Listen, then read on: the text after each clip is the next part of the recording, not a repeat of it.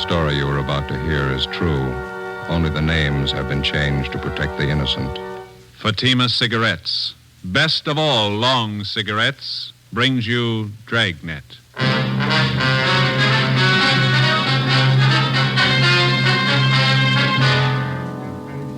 You're a detective sergeant.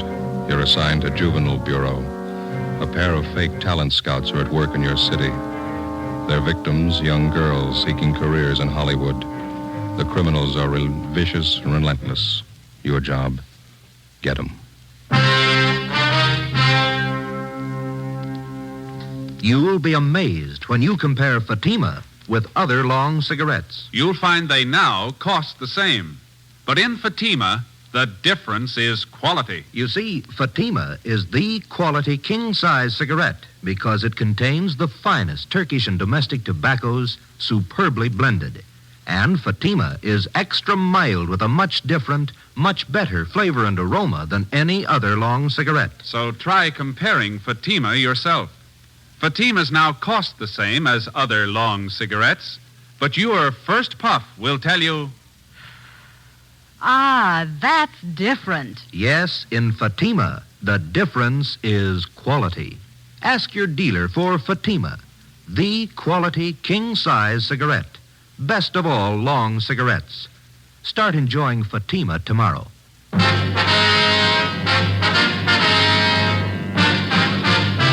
Dragnet, the documented drama of an actual crime. For the next 30 minutes, in cooperation with the Los Angeles Police Department, you will travel step by step on the side of the law through an actual case transcribed from official police files. From beginning to end, from crime to punishment, Dragnet is the story of your police force in action. It was Tuesday, May 7th. It was mild in Los Angeles. We were working the day watch out of Juvenile Bureau. My partner's Ben Romero. The boss is Inspector Bowling, Commander, Juvenile Division. My name's Friday. It was 10:13 a.m. when I got to 1335 Georgia Street, second floor. The squad room. Hi. Hi, Ben. Did you pick up that latest run the stats office made for? No, I don't think they got it ready yet. Notice there in the book it's been ready since yesterday. You were over there. You could have picked it up. Well, yeah. What's the matter with you this morning? Don't you feel good? No, just this stinking cold seems to be settling in my chest. Miserable. Yes, sir? Can I help you? Oh, yes. I'd like some information, please. This is the Juvenile Bureau, isn't it? Yeah, that's right, sir. What can we do for you? Oh, mind if I sit down? I'm climbing those stairs. Takes your breath away. Yeah, sure. Here you are. Thank you. My name's Wayne Kenworthy. The officers are out here on a convention. My home is in Minnesota. Mm-hmm. Went out last night with some of the boys at the convention. We stopped at a bar down on your Alvarado Street. Alvarado. Alvarado. Anyway, we were drinking there, and the bartender got to talking to us. Finally offered us some pictures for sale. I got one of them right here. Let's see. Oh, yeah. There you are. I paid him $2 for it. Just look at that. Yeah, it's filth. Do you have the address of the bar where you bought this? Yes, sir, I have. That's not the reason I'm here, though. I'm not a one-man moral squad. I'm not the type makes a habit of buying obscene photographs of young girls, either. Yes, sir, we understand.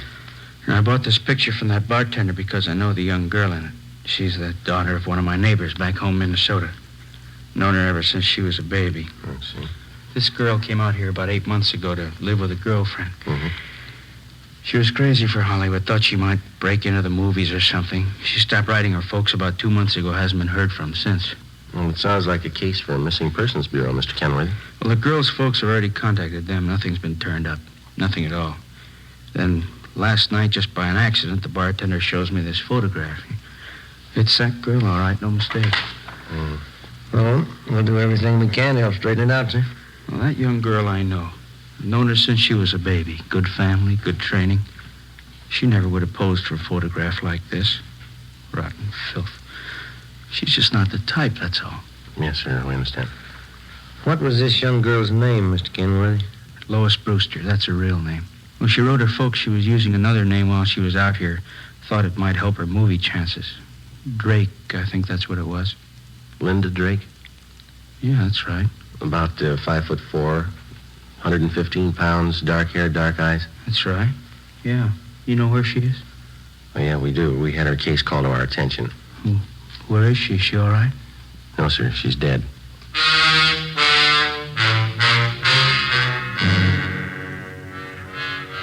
Two days before Mr. Kenworthy walked into Juvenile Bureau, the body of a young girl had been washed up on the shore just below the beach town of Venice. Apparently, she'd taken her own life. The girl was a brunette, attractive, not more than 17 years old. There was no identification on the body except for a rent receipt found in one of the pockets of a cotton jacket that the girl had been wearing. The rent receipt was made out to Linda Drake. It was signed R.L. King, 876 Peoria Avenue. The address was checked out, and R.L. King was found to be the girl's landlady. After identifying the body, she told investigating officers that Lois Brewster, alias Linda Drake, had lived at her rooming house with a girlfriend for about 6 months. The girlfriend's name was Joyce Fowler. The landlady went on to explain that the two girls had moved out about a week before without leaving a forwarding address. The Fowler girl had said that she would call back for any mail that might be delivered to the Peoria Avenue address. There had been no other leads to the dead girl's background or identity until her former neighbor from Minnesota, Mr. Wayne Kenworthy, showed up. Later that day, Ben and I met with Inspector Bowling and briefed him. Dirty, rotten business. I'll buy that. How far have you gotten with it? Check the dead girl's prints with the missing persons bulletin, Miss Lois Brewster. We notified the girl's parents in Minnesota. They're coming out to claim the body. It's pretty tragic. She's an only daughter. 17 years old. Same old story, we figure, Skipper. Some phony talent scout grabbed her and showed her the bright lights, got her to pose for those pictures one way or another. They can make a teenage girl go one of 100 directions after that. This one ended up on a beach. That's all I care about now. How about the girlfriend Lois Brewster was living with? Joyce Fowler? No word so far. Well, what about it? Any ideas? Well, it pretty much depends on finding this Joyce Fowler. There's no background on her. We got out on all points. How about phony talent scouts? Cheap modeling schools, photographers? Check out that angle. We put 4 of them away in the past 6 months. Another half dozen are being watched. We can start double-checking them tomorrow. Now, how about that picture that old fella Kenworthy brought in? Any lead there? We gathered a dozen samples just like it. One's as bad as the other. They're all printed on the same quality photographic paper. There's no markings of any kind on them. It's a common type of paper. All right, then get on the distribution angle. Stay on it. Every rotten bum that peddles this trash, and get them. I want them right up the line. Distributors, wholesalers, guy that prints the pictures, guy that takes them, every lousy one of them. I still can't figure. What's that? Well, the Brewster girl is a good home there, good training. She knew right from wrong. Kids don't forget that in a hurry. That might have been her trouble. How do you mean? She remembered it.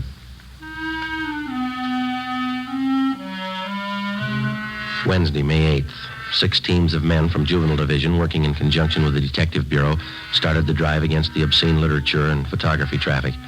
Within 2 weeks, more than a dozen wholesalers, distributors, and small-time peddlers had been apprehended and were awaiting prosecution. But we still had failed to uncover any new leads in the Lois Brewster case.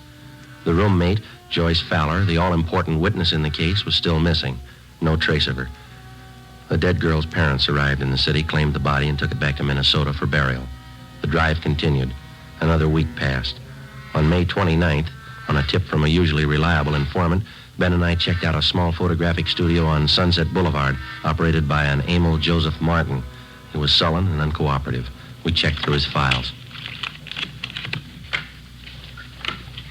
Just what I told you. A few special shots I keep filed away just for laughs. Once in a while, a friend drops in. I print one of them up for him. Yeah. Hold that one up to the light. Some of them are nice-looking dolls, huh? I print one up for my friends once in a while. What kind of friends do you have? Huh? How about this negative here, Martin? Do you mind printing this one up for us now?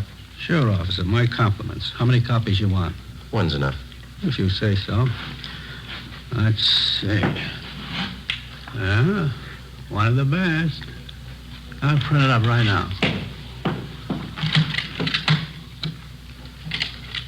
This way.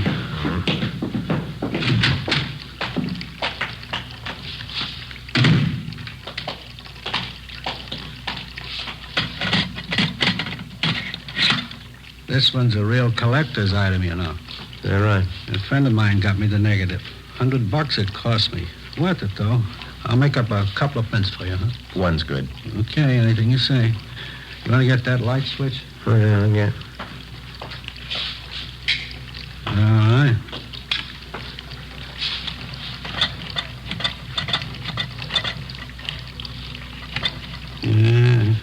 Beautiful negative. Yeah, you picked a good one, all right. Yeah, get the paper in here.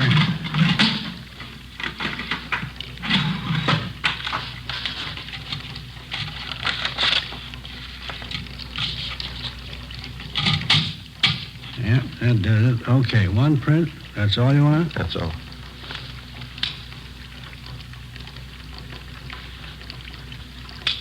Okay, let's put it in the soup.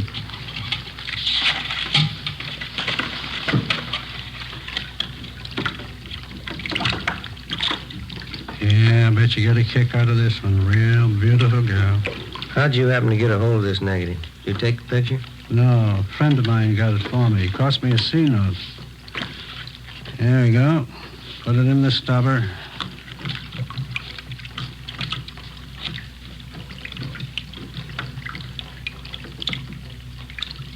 There we go. Uh-huh. How about that? How about the guy you got this negative from? Did he take the picture? No, he bought it from somebody else. Don't know who. Cost him $350. Worth it, though, huh? Ah, isn't that beautiful? We've seen her before. Oh, that's so, you know her? Only from her pictures. Oh. Of course, you understand I didn't take the picture. I just bought a negative, that's all. You couldn't tag me for that, could you? We're going to try, mister. Get your coat. Oh, no. Wait a minute now, officers. I'm small fry in this operation. You know that. You want the big fish, right? We want all of you. You know who they are? Well, some, maybe. Must be worth something to you. Well, you know better than that, Martin. If you cooperate, we'll mention it in our report. That's all we can do. No promises. Not a very good offer. You're not in a very good position. Yeah. How about it? All right, I'll tell you. Emil J. Martin was booked at city jail for violation of 311 PC. His file of lewd photographs and negatives were impounded and booked as evidence. With the help of information which the suspect had given us, we were able to round up 3 wholesalers and another distributor of obscene books and photographs. Each one of them was questioned thoroughly. We ran into the same old routine. They denied knowing anything about the man who was masterminding the racket or where he was operating from. The Lois Brewster case dragged on. No progress. In virtually every case of tracing the lewd pictures to the point of production, the investigating officers were able to link the small-time peddlers to their distributor and the distributor to the wholesaler. Well, that's where it stopped, a dead end. Beyond that, nobody knew anything about the operation of the racket. Stakeouts were set up at locations where sales and deliveries of obscene material were known to have been made. Nothing happened. The drive stalled. Thursday, June 11th. Romero, Joe? Yes, Skipper? First piece of news in the month. Policewoman just called it in. Yeah? Lois Brewster's girlfriend, Joyce Fowler? Yeah? She's been found.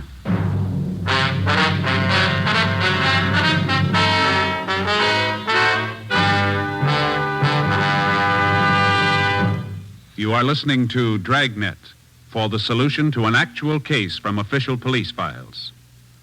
Now, here's a real solution to many of your Christmas shopping problems. If your friends smoke long cigarettes, give the best of long cigarettes. Give king-size Fatima. You see, Fatimas now cost the same as other long cigarettes. But in Fatima, the difference is quality. Quality of tobaccos. The finest Turkish and domestic varieties, extra mild, and superbly blended to give smokers a much different, much better flavor and aroma than any other long cigarette. Quality of manufacture. Smooth, plump cigarettes, rolled in the finest paper money can buy. Quality, even to the appearance of the distinctive royal blue Fatima gift carton. Christmas wrapped and carefully sealed to ensure Fatima's rich, fresh, extra mild flavor. Remember, Fatimas now cost the same as other long cigarettes. But in Fatima, the difference is quality. So this Christmas, give your friends the best. Give Fatima, the quality king-size cigarette. Best of all, long cigarettes.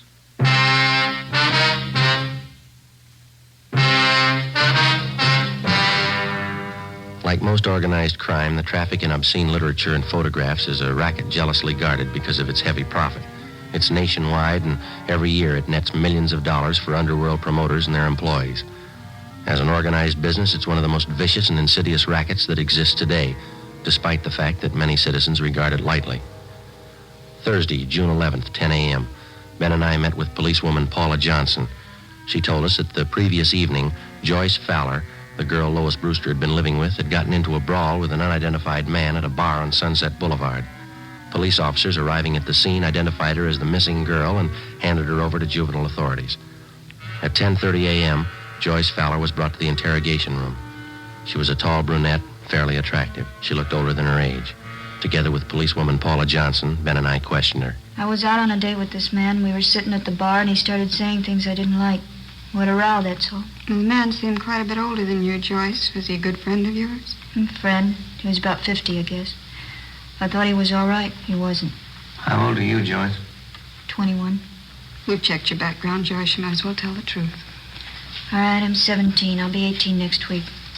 Look, can't I go get an aspirin? I've got a terrible headache. I got some in my locker. Be right back. Okay. I still don't know why I'm here. What do you want to know? Well, you were a good friend of Lois Brewster's. You lived with her, is that right? Is that why I'm here? It's one of the reasons. Lois spent 8 months out here before her death. As far as these officers know, you lived with her during those 8 months. We want to find out what happened to her. We want to find out what's happening to you. Nothing's happening to me. I can take care of myself. That's what Lois Brewster thought, Joyce. How about it? You tell us? She didn't know what she was doing. I don't know what happened to her. I'm to blame for bringing her out here, but it's not my fault what happened to her. It's not my fault. Well, whose fault is it? All of them. The whole rotten, dirty bunch of them. Here's your aspirin. Are 2 of them being out? Thanks. I'll get some water.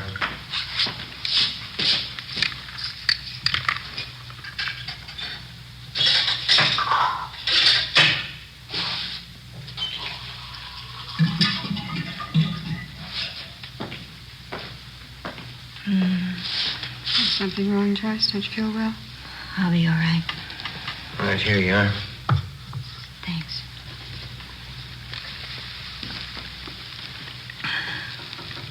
I don't remember too well how it started. Lois came out to Hollywood to live with me for 6 months, you know. Yeah, we know. We tried to get modeling jobs, bit parts in the movies. We didn't have much luck. We had to eat, pay the rent. So we took jobs as waitresses at a drive-in place out on Santa Monica Boulevard. Are you still working there? No, we were only there 2 weeks, and we got this other job. That's when it started. And what was that? One day, these 2 men drove in with a brand new Cadillac, ordered a couple of Cokes. I could tell they were watching us, Lois and me. When they were leaving, they gave me a card. They said they were talent scouts. They asked us to come to their offices for interviews. You still have the card they gave you? No, I looked for it once. Guess I lost it. Mm-hmm. Would you go on, please? The older fellow's name was Fred Ramus. Other one was Mr. Gilbert. They were both very nice. We didn't think anything was wrong. Did you go for the interview? Yes, Lois and I both went. They talked to us a lot, had us read out of a script and walk up and down. They said both of us showed a lot of promise. They said they wanted to be our agents, so we signed a paper. Fred Ramus told us he'd see we got a break. Mm-hmm. Did either of them ever arrange any legitimate interviews for you? I mean, with the movie studios, radio, television, anything like that? No. They took us out quite a bit, restaurants, nightclubs. Told us we had to be seen around town first. Had to show us off to the producers, all the important movie people. Both of them were very nice. Did you keep on working at the drive-in? No, they had me and Lois quit the job. They said it wouldn't look right. We still had to eat. We still had to pay our rent. That's when they brought up the idea of the pictures. What pictures do you mean, Joyce? I'm sorry. Could I have some more water, please? Oh, yeah? Fred Ramus and Mr. Gilbert took us out to a big nightclub one night. Fred told us that if Lois and I had some good pictures taken of ourselves, he could show them around and get us jobs as models. That is, till we got a break in the movies. Here you are. Thanks. Mm-hmm. Up to that time, how long had you known these 2 men? About a month and a half. I didn't see anything wrong in it, so Lois and I went to this photographer's studio with Mr. Ramus, and we had our portraits taken. Regular pictures. Oh, excuse me, Joyce. Did both of these men know how old you girls were? We told them the truth. We were both 17. Mm-hmm. And what happened after that? Mr. Ramus came back and said he'd found an advertising agency that wanted to buy pictures of Lois and me. He said we'd get $20 apiece every time we posed. For portraits? No, for posing in bathing suits, pajamas, things like that. They were supposed to be for magazine ads. In about a week, he brought us to his office and said the agency wanted us to pose without clothes, without anything. He said he'd pay us $40 for that. Oh, go on, George. They showed us lots of pictures of models like that. They talked about it all the time. We kept saying no, both of us, Lois and I. Did you ever agree to pose for the kind of pictures they wanted? You can't agree to something you don't know about. I don't know how it happened, but it did. Mr. Gilbert and Fred Ramos, they kept taking us out. We used to drink quite a bit with them. Went on for weeks, I guess. One night there was a big party. We drank. Lois and I got separated. I still don't know what happened. I see. Next morning, we both woke up with headaches. Fred Ramos came and showed us the pictures. I felt dirty all over. I don't know how it happened, I swear it. Lois began to cry. I hit Mr. Ramos. I slapped him. What does Mr. Ramos tell you? He pretended to be very nice about it. Said he'd pay us well if we go on posing for pictures, the kind he wanted. If we didn't, he said he'd wreck any chance we might have in Hollywood. Said he'd see that the pictures got out. Threatened to send copies to our families, our friends back home. Didn't you think of going to the police? We talked about it. We were afraid of the publicity, the newspapers. We just kept going on, doing what he said. It was like a nightmare. Kept getting worse. We kept getting in deeper. Sergeant, you have that envelope? Yeah. Yeah.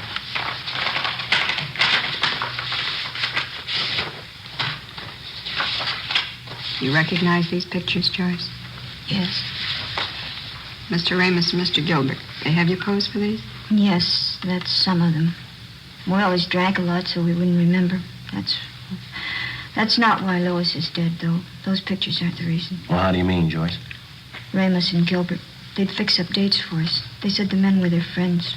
3 or 4 times a week they'd call. We had to go out with them. We had to do what they said. One morning we got home about 5:30 in the morning. Lois changed, said she was going for a walk. I went to bed. She left a note.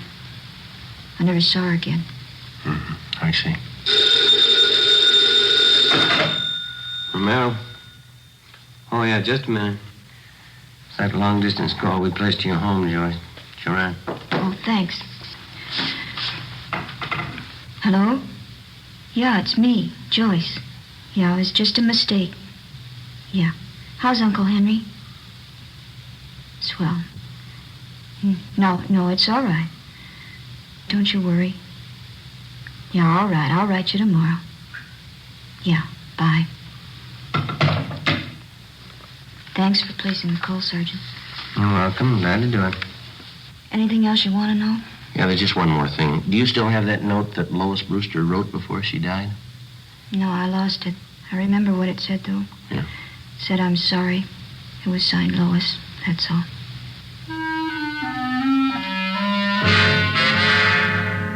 Joyce Fowler supplied us with the addresses of Fred Ramos and his partner, Gilbert. She gave us all the names and addresses of all their friends and employees that she knew of.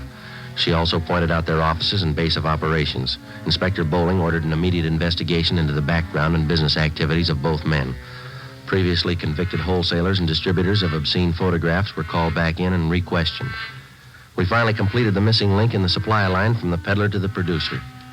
5 former workers for Ramos and Gilbert fingered them as head men controlling the racket. Their offices and studios were raided and their files seized as evidence. On June 18th, Fred Ramos and his partner, Harold Gilbert, were placed under arrest. What's the pitch, Sergeant? What's this all about? I think you know, Mr. Ramos. Oh, you can't tag me on those pictures. You want to get your hat? It's artwork, legitimate artwork. My lawyer can prove that. He better be good.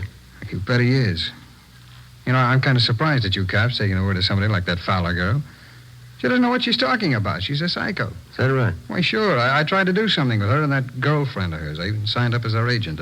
They were hopeless. You've got quite a stack of negatives here. Pictures of both of them, 17-year-olds. They're just candid shots, you know. Spicy for my private collection. There's nothing wrong in that. I figured I'd give the girls a break, let them earn a few bucks. Yeah? Look, I couldn't have treated those girls better. I took them around, showed them the town. Both psychos. I never did trust them. Well, that's the big difference, Ramos. Huh? They trusted you.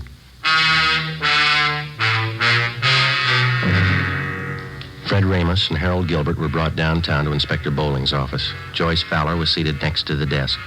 Gilbert was brought in. She identified him. He was taken out and held for booking. All right, bring in the next one.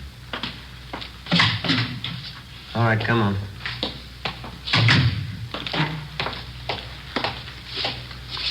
Yeah? Can you identify this man, Miss Fallon?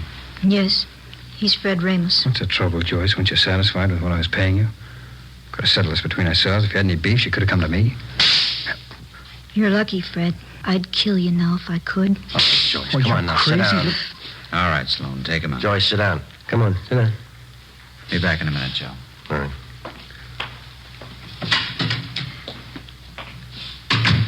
I'm sorry. Doesn't do any good. Are there any more? No, that's about all. You've helped quite a lot. Yeah, glad I could do it. Is that all, Sergeant? Well, for now, yeah. You'll have to testify at the trial. After that, the juvenile court's going to keep in pretty close touch with you. I see. Aren't you going back home, Joyce, to Minnesota? No, it'd be the same old thing. My aunt'd be glad to see me for the first week. Then she'd start all over again, hollering at me, picking. Wouldn't be any use. What are you going to do out here, Joyce, you know? I know a nice fella in Santa Monica. He's going to get me a job at a brand new drive-in. Cute uniforms. But I don't think juvenile court's going to let you take a job like that, Joyce. I hope so. A lot of talent scouts go there. Radio, movie producers. They might notice me. Yeah? Never can tell. Might lead to something.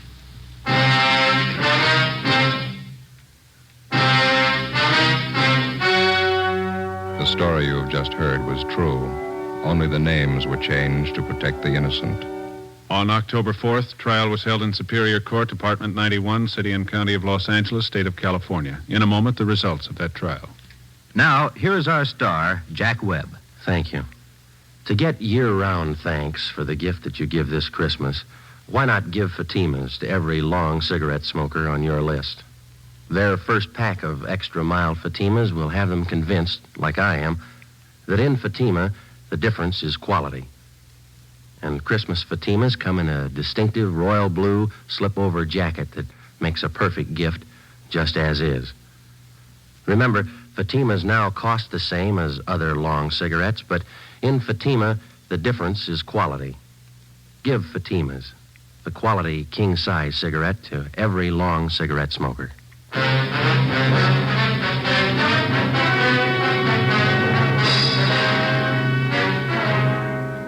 Fred Ramos and Harold Gilbert were tried and convicted on several counts of rape and lewd conduct. They received sentences as prescribed by law and are now serving their terms in the state penitentiary.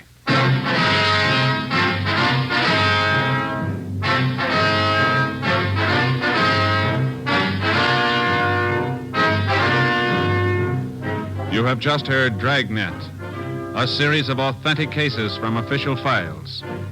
Technical advice for Dragnet comes from the Office of Chief of Police W.H. Parker, Los Angeles Police Department.